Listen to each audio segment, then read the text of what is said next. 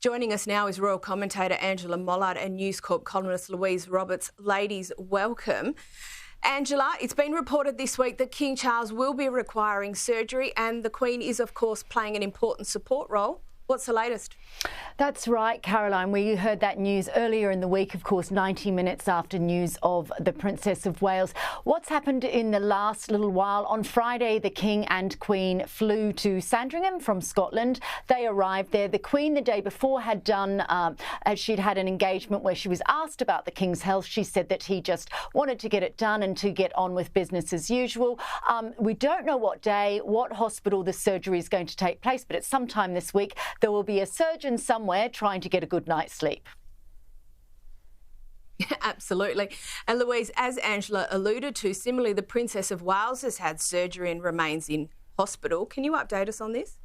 Yeah, so she had abdominal surgery in a private clinic in London. She's expected to stay there for at least the next 10 days, if not 2 weeks. And then she's got a quite lengthy recuperation at home with the family, up to 3 months, which will kind of take her out of action for royal engagements until after Easter.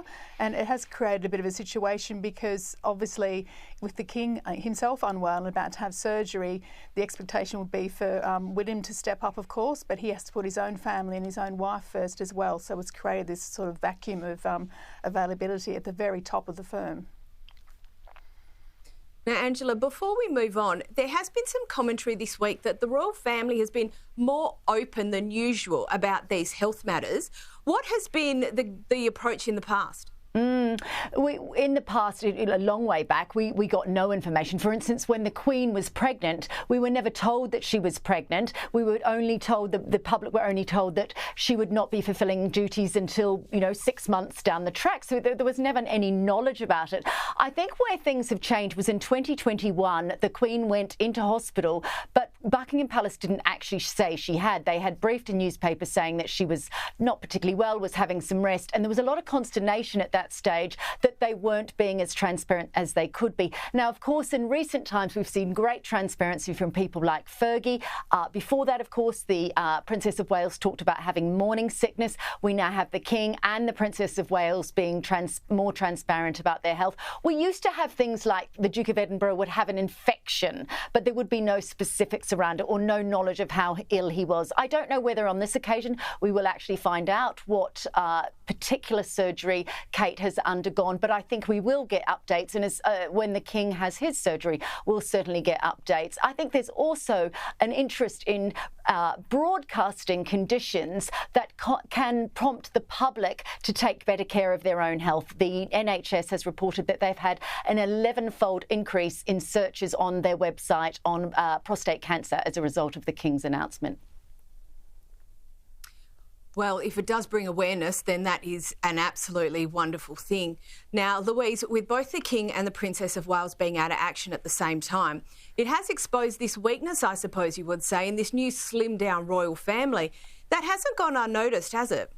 No, it certainly hasn't. In fact, it's been one of the dominating points of conversation around this whole issue with the two of them needing medical treatment. And something that Princess Anne, of course, herself raised, that in his efforts to have a slimmed-down monarchy, i.e. not spend as much money and not be as elaborate as previously, it does create a bit of a power vacuum at the top when you've got the three most senior royals kind of out of action, as it were. And we've got Princess Anne and Prince Edward, of course, and Sophie, who are working royals, but their diary is full. I mean, it'd be interesting to see how much of, say, Kate and William's duties they can take on board when their own sort of schedule would be pretty chockers, I would think, as well.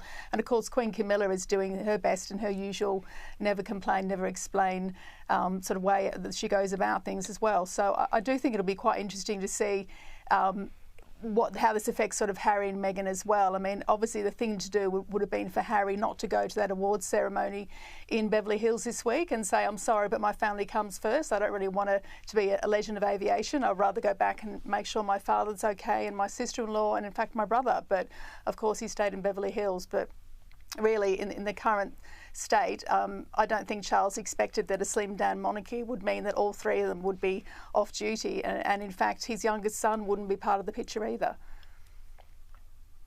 Yeah, that's fair enough. And Angela, how do the royal family fill the gaps for now? And how do they plan for this potential circumstance in the future? Yeah, look, it's really problematic, as Louise has pointed out. They do have councillors of state. The problem in the councillors of state, what their jobs are, and after the Queen died, certain members of the royal family moved up. These councillors of state can step in for the monarch if required. The problem is that Andrew and Harry are both councillors of state. Obviously, they cannot do the work. So just very quietly, Anne and Edward were both appointed councillors of state. Princess Beatrice is also a councillor of state. Now, she could take on this role, but the problem at the moment is that non-working royals cannot assume these roles at the moment. It all sounds very complicated, but basically, as Louise said, it means there is a vacuum. I think very much that the King would be thinking, that he really does need Harry and Meghan at this stage, because we're not just talking about Britain, we're talking about the Commonwealth. And if there's this period of recovery for both of them, those overseas trips are the things that they could be doing. That said, I wrote a piece for the UK publication, 3,000 comments on it. I'd have said 2,999 of British people said, don't worry, we don't want him back. And his brother and his father probably don't either. So very interesting, the point of view from the UK. Yeah, that is absolutely interesting.